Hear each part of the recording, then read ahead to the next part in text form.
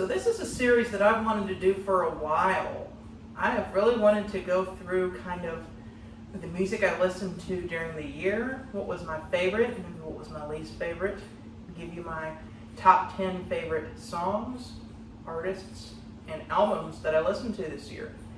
And all in the complete package of this video stay tuned.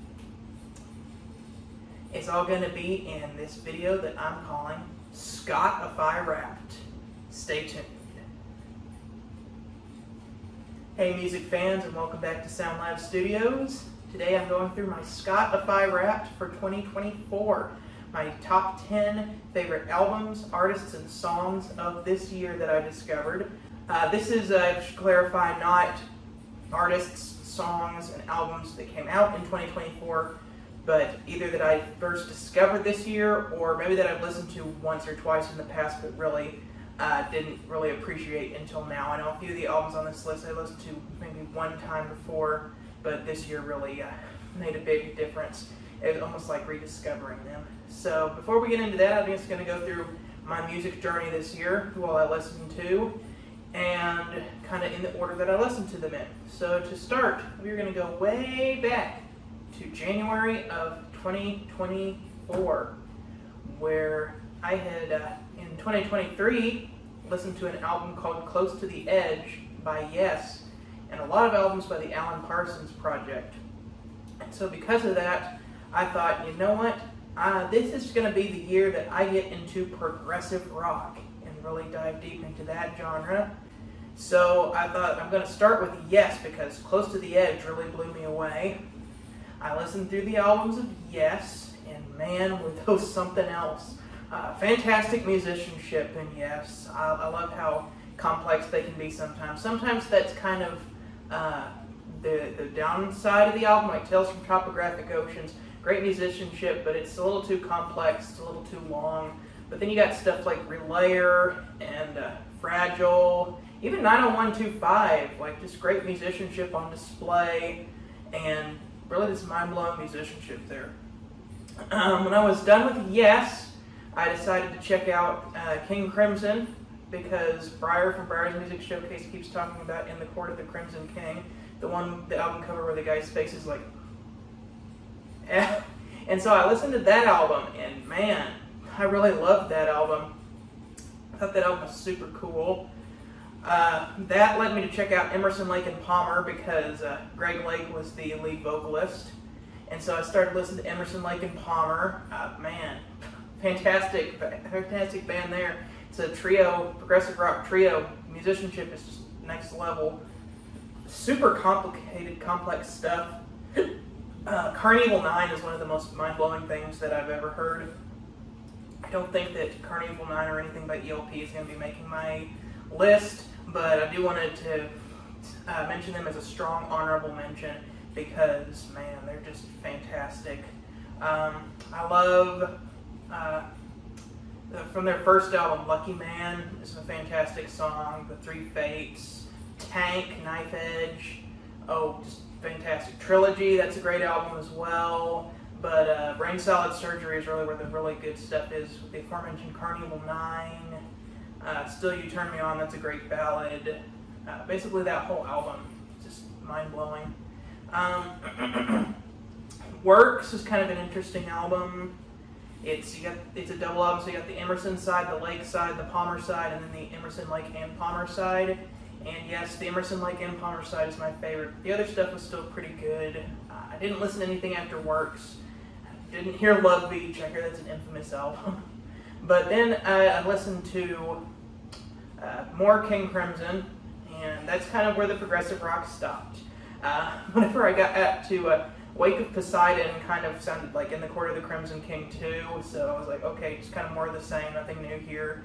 And then there was like Lizard, and man, that was a weird album. I hated it. I was like, this is pushing music too far. Like this is more pretentious than Tales from Topographic Oceans. I don't even know what the heck that was up with that. The musicianship was so off. It was just some of the weirdest music that I've ever heard. Like, now I'm not talking like Trout Mask replica level weirdness, but it got pretty weird. And then the next album after that, there's like stars on the front of it. Islands, I think, is the name of it. That one wasn't even much better, so I kind of stopped after that. Well, I skipped ahead because I heard that they got better a few albums later. I skipped ahead to when Bill Bruford and John Wetton joined the band, the album Lark's Tongues and Aspic, whatever the heck that means. That was actually a pretty good album. Bill Bruford was really good on the drums there. I can't remember any of it. I remember it was still kind of weird, but I could say that I like that one. Maybe I'll give that one another chance. And then I didn't listen to Red. I need to listen to Red. I might actually like Red. I listened to Discipline because I wanted to hear Adrian Belew, and that was a weird album too. Lark, Tongue, and Aspic and Discipline are albums that I could potentially see myself liking in the future if I listened to them a few more times. They were just kind of off-putting. Lizard and Islands, I never see myself listening to those albums again. They were a waste of my time. But as far as King Crimson goes, the first album with Great Lake, honestly, was the best one.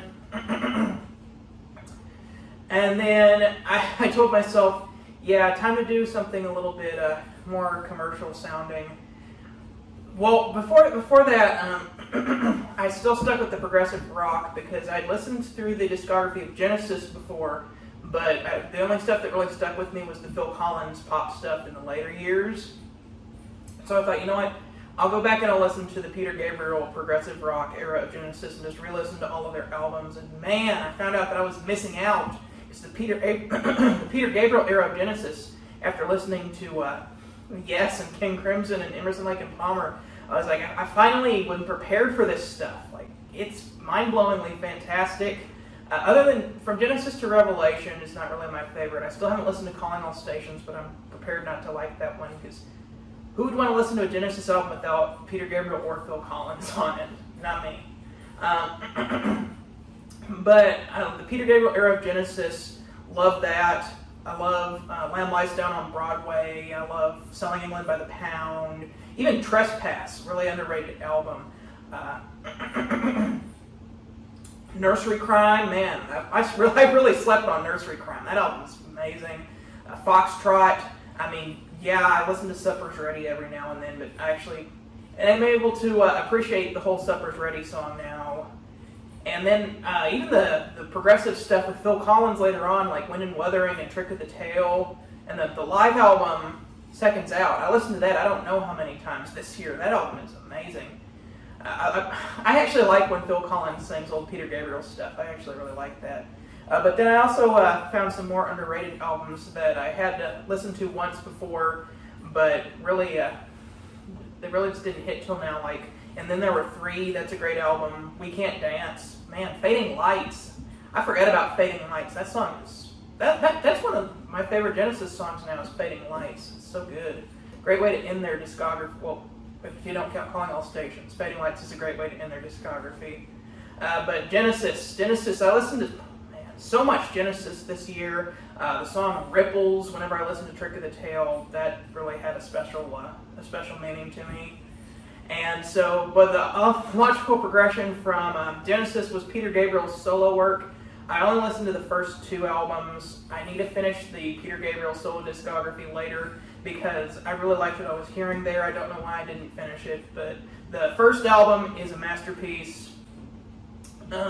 Salisbury Hill is one of the greatest songs I've ever heard. I love Salisbury Hill. Down the Dolce Vita, that's a super cool song with orchestra.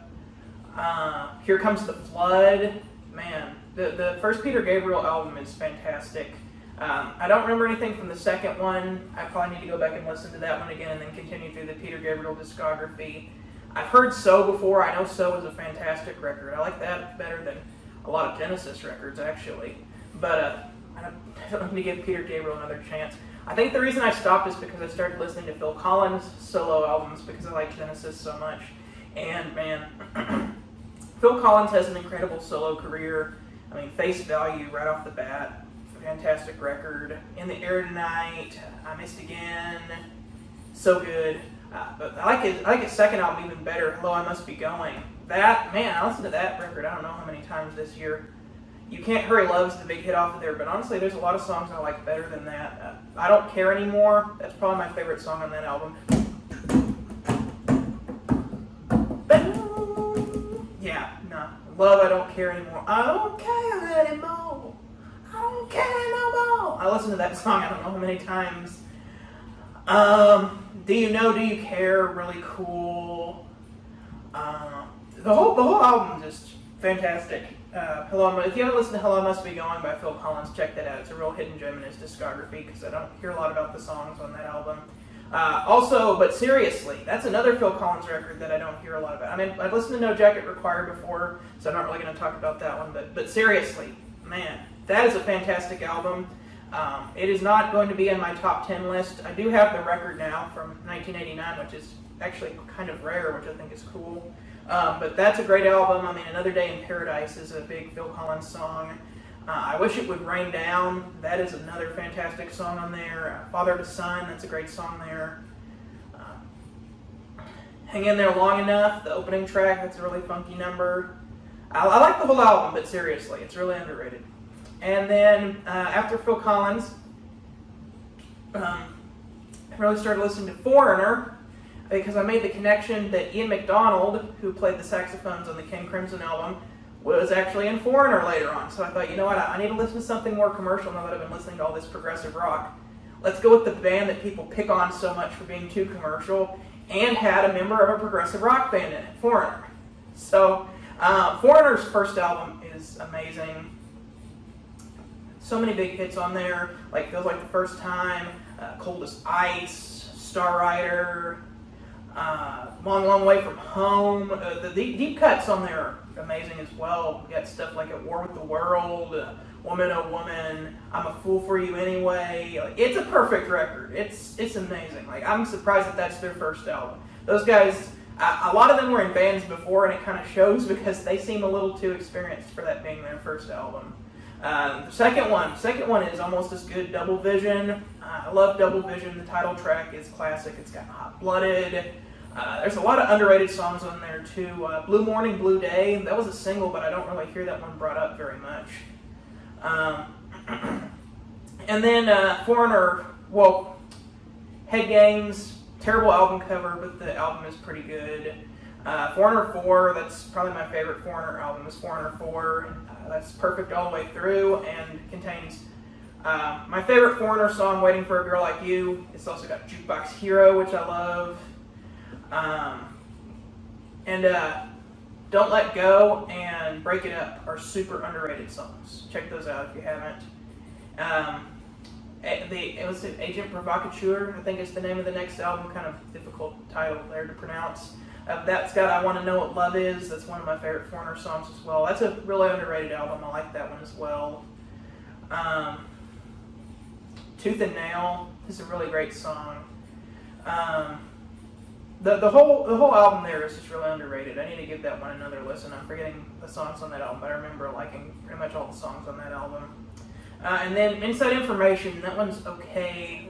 They definitely go a little too much into the ballady territory on there. Like, not like that's a bad thing, but it's like it needs some more rockers. Like Say You Will is kind of like the big rocker on there, and they kind of overuse the drum machine on there too because we're getting into the 80s now. But those nitpicks aside, Inside Information is actually a pretty solid record. It just not as good as their other stuff. After Foreigner, I decided to move on to David Bowie because Breyer from Breyer's Music Showcase was doing an artist tier list, and he ranked David Bowie very high, and he called him the chameleon and said that there's really no style of music that David Bowie has not touched. So I thought, you know, I like artists that kind of like to change their sound a lot and experiment with different stuff. I think I'll have a listen to David Bowie, and I was not disappointed. Well, other than his first album. David Bowie's first album was terrible. I was listening to it like, are you sure this is David Bowie? Because, just watch my review. We're doing a David Bowie series. Watch my review of the first David Bowie album because it's really something. I don't see myself listening to that album very much. I mean, there were a few solid tracks on there, but not a lot. His second album, though, Space Oddity, man, that's a super underrated record. Kind of more like psychedelic folk rock. I mean, the title track, Space Oddity, Ground Control to Major Tom, that's classic stuff right there. Really underrated stuff on there too, though. Signet Committee and Letters to Hermione. Those are two really underrated songs. I also like Memory of a Free Festival and The Wild-Eyed Boy from Free Cloud. Those are all really great songs. And then you get The Man Who Sold the World. Man, I loved that album as well. I'm going to be reviewing it pretty soon. That takes Bowie in more of a hard rock direction rather than the kind of psychedelic folk rock he was doing with his second album, which he further expands upon later on Ziggy Stardust. But first he has kind of this outlier in the middle, Hunky Dory, where he does kind of a piano-based singer-songwriter kind of thing. I love Hunky Dory. That album is amazing. It's got two of his biggest songs on there, Changes and Life on Mars. But the whole album was fantastic. And then, of course, Ziggy Stardust and the Spiders from Mars is classic. That's where he kind of takes that hard rock sound and adds a little bit of a glam element to it. That one's great. The follow-up, Aladdin Sane, that's also great. Sounds a lot like Ziggy Stardust. I love the Gene Genie. That's the big song on that one. I listened to that song so many times this year. And then he kind of does a 180 with Young Americans after doing the hard glam rock stuff for 3 albums, 4 if you count Pinups, which is, I don't really count that, it's a covers album. Whenever you get to Young Americans, it's like a complete 180 from what he's doing, because he was wearing all like these flashy outfits and stuff. On the front, he looks like some kind of like 1940s singer holding a cigarette, and it's like soul music, which I'm like, that's really interesting. Like, it's completely different from what you were doing before, but it's still amazing. The song Young Americans, I love that one. When, that's another great song. Fame, that was his first #1 hit, if I'm not mistaken, at least in America. Fame, with John Lennon on backing vocals, co-written by John Lennon as well. Yeah, but Young Americans is great. Then you kind of get a transitional record with Station to Station, which is his cocaine album. He doesn't even remember making most of it. I'll be talking a little more about that album later. And the Berlin Trilogy, whenever he tries to get sober, he starts doing this experimental, almost new wavy sounding stuff. I love that. And then he kind of goes a little bit more mainstream with Scary Monsters, great album, Ashes to Ashes, Fashion. Let's Dance, that's kind of his really, really big album. He brought in the producer for Chic, Nile Rodgers, and was kind of set on making a super big selling album. Honestly, I don't think he was prepared for how big that album would be, because that took him from being a star to a superstar. Had 3 massive singles on there with Let's Dance, China Girl, and Modern Love. Those 3 songs are like 3 of his biggest hits. Now sadly, because that album was so popular, Let's Dance, he spent the rest of the decade trying to recreate the magic, but it just never really happened. He kind of just lost his creativity at that point and entered what he called his Phil Collins years. No disrespect to Phil Collins, because I listened to him earlier and I really like Phil Collins, but he felt like he had stopped trying to be innovative and he was just trying to catch up with his success at that point. I mean, Tonight isn't a bad album. It's just, you can tell that at this point, he's still trying to catch up with the success of the last album. There's some decent songs on there, but it's not nearly as good. And then Never Let Me Down is pretty much an embarrassment. Like, there's a few good songs, but like, I don't really see myself listening to that album very much at all. No. Thankfully, when we get to the 90s and the 2000s and the 2010s, there's a few things that I like here and there, especially the 2010s. You got some really good stuff there. But you get to the 90s. Black Tie, White Noise was a decent album. I liked most of it. There's a few duds on there. Buddha of Suburbia, I hated that album, other than the title track, but the Lenny Kravitz version specifically, because he has a really good guitar solo on there. And then you get Outside, where he starts playing around with almost like these electronic hip-hop sounds. I absolutely hated that album. Absolutely hated Outside. I know a lot of people really consider that one of his best albums, but I just didn't get it. It gave me kind of anxiety listening to it because it was like these techno sounds, and I'm like, this is David Bowie doing this? I mean, I know that he's always changing. I don't blame him for trying that, because that was kind of a big thing in the 90s. Earthling kind of uses the same sound as Outside, but the songs are a lot better, so I at least like that one, especially I'm Afraid of Americans. Like, I know it's got that techno production that I hate, but the song is so catchy. I'm afraid of Americans, I'm afraid of the world. Yeah, that's a great song. And then after that, you got, what was the one after that? Hours, which I really liked that album because it kind of harkens back to his older sound. It wasn't like the electronic stuff. I didn't like either of his 2000s albums. Those were not very good. But then the 2010s, the two albums that he did there are fantastic. The Next Day and Black Star. I love both of them, especially Black Star. Black Star is the perfect way for him to go out. So yeah. I finished David Bowie. And then after listening to David Bowie, I listened to, Nick was big into the Small Faces, so I listened to them, kind of this British pop group. I thought they were okay. I mean, Odd Gins's Nut Gone Flake is still one of the weirdest things I've ever listened to. And I heard that they kind of dissolved into the Faces. It featured Rod Stewart, so I was like, okay, I'll listen to them and I'll listen to Rod Stewart's albums, but that never really kicked off. I listened to the first Rod Stewart solo album. I listened to the first Faces album. Those are both really good, but I never really finished that up. Maybe I'll finish that next year. I'm going to have to edit that part. Next, I decided to do some punk rock, and I listened to The Clash, because I hear that they're more of a thinking man's punk band rather than like the Sex Pistols or the Ramones, who are just kind of like... Their debut album, The Clash, was really good. Great punk record. The next album, Give Enough Rope, that one was okay. But then their third album, London Calling, is amazing. Of course, Sandinista, triple album. Way too many songs on that album, but there was some great stuff on there. And then Combat Rock. Man, that's a great album too. I mean, Should I Stay or Should I Go and Rock the Casbah? Those are fantastic songs. Cut the Crap is crap. Wasted my time.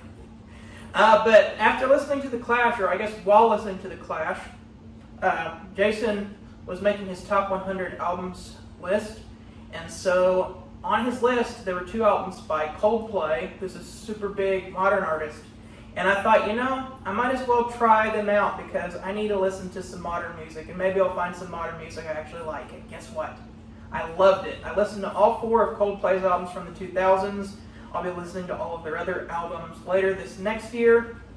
Parachutes, Rush of Blood to the Head, X and Y, Viva La Vida are all four amazing albums.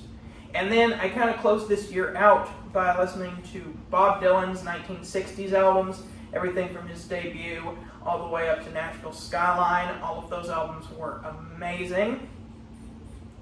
And I guess the last thing I listened to really this year was just Christmas albums to prepare for an upcoming video. So that was what I listened to. I will be right back with my top 10 artists of this year.